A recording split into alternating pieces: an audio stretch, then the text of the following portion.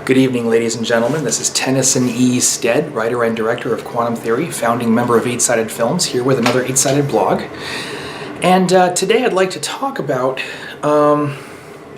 one of the problems that maybe is a little more unique to our production company because of the ensemble work that we do and because of the repertory approach to the business, which is that part of our development process, not unlike many other independent films out there, is dependent on exactly how quickly the stars align and all the pieces fall into place to make the production resources that a film needs available to the production. And in any kind of complex business deal, there's going to be a lot of moving parts, and people are going to, frankly, not be able to deliver what they said they're going to deliver. People are going to change their minds and back out of a deal. And this is something that producers and screenwriters are very familiar with, because those are the people typically involved in development leading up to the production of a feature film. Directors see this a lot as well. Actors don't often get to see this part of the process.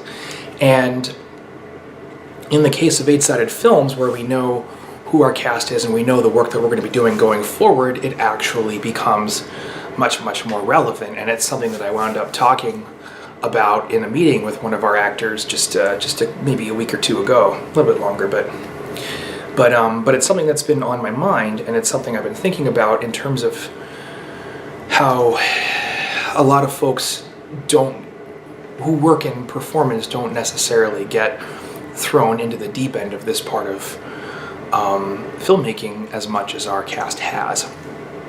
And the question that came up during the meeting, and the question that we sort of worked through a little bit, was how do you manage the in-between time? You know, someone agrees to do something, there's an expectation that things are going to fall into place, maybe they won't. There's a lot of uncertainty about when the production's going to start. How do you make use of the time in between now and when the production actually does start, when you don't know exactly how much time that's going to be? And frankly, this is where one of the valuable bits of having an ensemble and working with an ensemble really comes into play, because what you have to do at that point is take a step back, do everything you can for the production in question, make sure that your obligations are met, but more than that, make sure that everything is being done to push that production forward, regardless of whether or not the specific commitments that have been made are being delivered on. Don't rely on anyone outside your immediate circle and the people that you absolutely trust to do exactly what they say they're going to do. Not just the people that you're in a position where you have to rely on. If you're counting on financing from a certain place and someone's told you that that financing is coming, but you have not signed anything until, that says, this film's locked into this particular deal, and by the way, absolutely do not make sure that you give yourself the ability to keep looking for financing right up until the moment that check lands in your bank account, right up until you actually sign the papers over. Those two moments should be on the same day. You know what I'm saying? The day the wire is transferred and the day someone signs for their ownership over this particular project, unless you're a screenwriter and you're optioning the work away to some other producer. But if you're a producer selling a film investment of any kind, make sure that those two things happen on the same day. Don't leave anything up to chance, okay? Until that day comes, you should be constantly finding new methods of moving that production forward, and we are at 8-Sided Films. And at the same time, even with that constant rigor, we don't know when a production is necessarily going to happen. So, I still am a bit sick, so I apologize. So what do? We look at the overall goals of the company, and we make sure that those goals are being met. Are we producing enough web content? Are we moving into theaters and building the relationships at festivals that we want to be building? Regardless of whether or not this movie is happening, what are we doing to achieve the longer term goals that we have? So, a big part of how we're using the interim time, how we're using the Limbo, as it was called in this particular meeting, has been in the past to produce things like Declassified and Smoking Hollywood, to make, and even Starmine Record, to make sure that we're producing content to engage and entertain the audience with. Part of the reason why I make these 8-sided blogs a weekly matter of habit, even when I'm under the weather and maybe not quite up to snuff in terms of delivering a performance on camera or anything like that. It's because it's important that I never ever let that limbo get the better of us. The tweets that we send out, all of it is to make sure that we have a baseline of activity within that limbo, and then we build on that. We add new habits to the mix. And I'm almost halfway through the screenplay for the David Allen Rifkin movie that we're making, or that we will be making if Limbo lasts longer than we want it to. It's turning out to be very, very efficient budget-wise. It's turning out to be a very realistic project to do as an ensemble on a micro budget. And it's one of those things we can whack away at in terms of the footage that we need week in and week out until we get to the point where the cut is as engaging as it needs to be. And it's definitely the kind of thing that can be entertaining, and it can be everything it needs to be for the festivals, and it can be everything it needs to be for the audience without having to invest a massive amount of capital, and with the ability to kind of beg, borrow, and steal along the way in terms of locations and whatever we need to get. So, it's a question of constantly building habits that make the most of that grind in the limbo, and then adding new habits on top of it.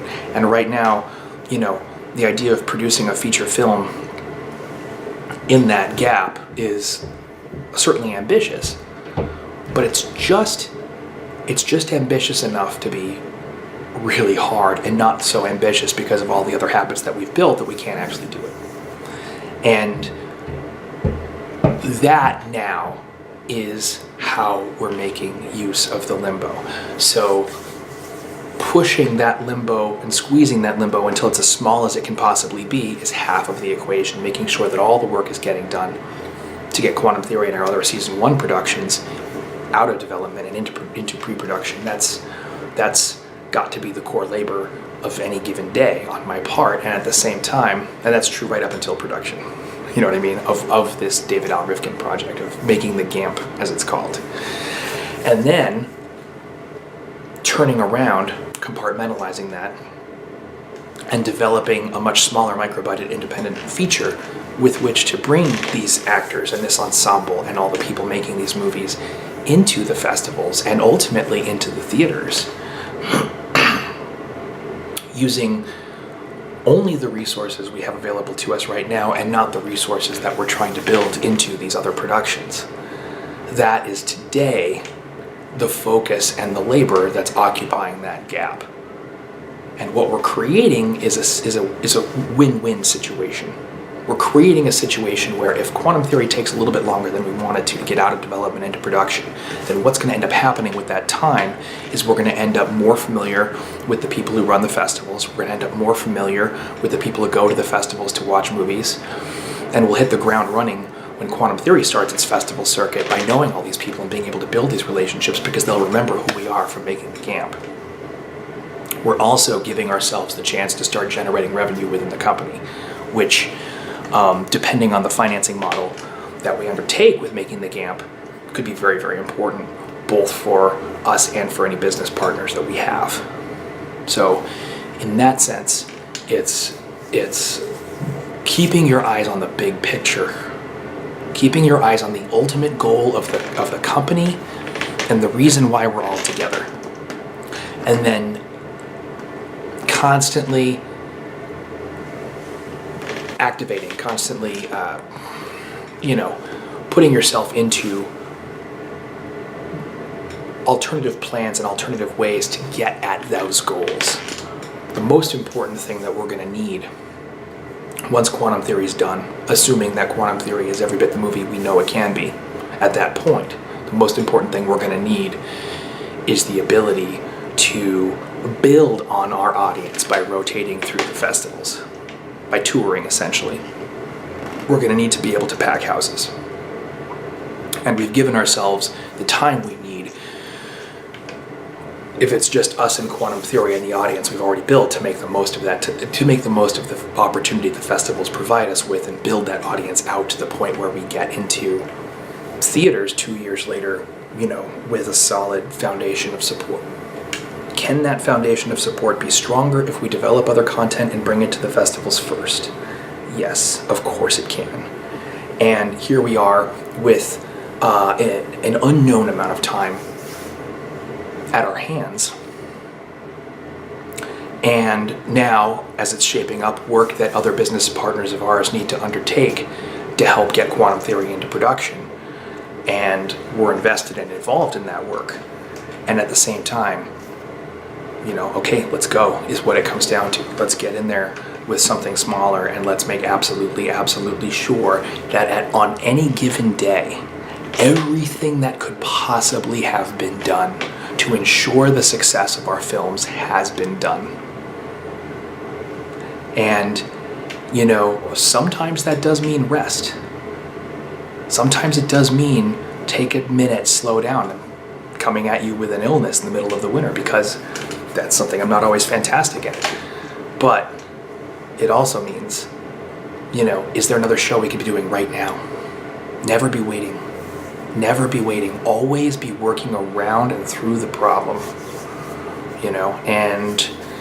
and that's how you use the limbo. That's how you use the time. And right now, making the GAMP is our best tool for doing it, so we're pouring ourselves into that creatively while we build out the business of quantum theory and our other upcoming productions. And the added bonus of that is that none of us feel like this is an office job. None of us feel like this is the kind of work where, we work for anyone but the audience. That's really important, I think, for the health of the company and the well-being of the company, is to maintain that focus. And being able to give everyone in the company some immediate gratification when it comes to that working for the audience mentality, I think that's very good. So, that's how we use the limbo. That's how we use the gap. I think that's the end of this blog. Thank you for watching. If you like what you see, please give us a thumbs up. Give us a subscribe to see future content coming from 8-Sided Films. We're going to start, as we get into making the GAMP a little more aggressively, we're going to start back up with some more Smoking Hollywood blogs. I think I'm going to write some new stuff for Gerard to perform as David. And, a lot of stuff's coming up as we do this. I think that's going to have to wait until after the script is done, because there's only so much David to go around. You understand. He's a handful. So that's part of the plan. We're going to have a Twitter account at Allen Rifkin, which I'm going to start touching up probably over the holiday. But it's out there. It's not. There's nothing to look at right now, but you can follow us for future updates. And make sure to subscribe to 8-Sided Films on YouTube, because there's a lot happening here. There's a lot of irons in the fire. I think 2018 is going to be a very exciting year for the ensemble. I think that it's the beginning of a life's work for all of us that we're very excited to share with you. So don't miss it. Thank you very much for watching. Have yourself a great evening. Take care. Bye-bye.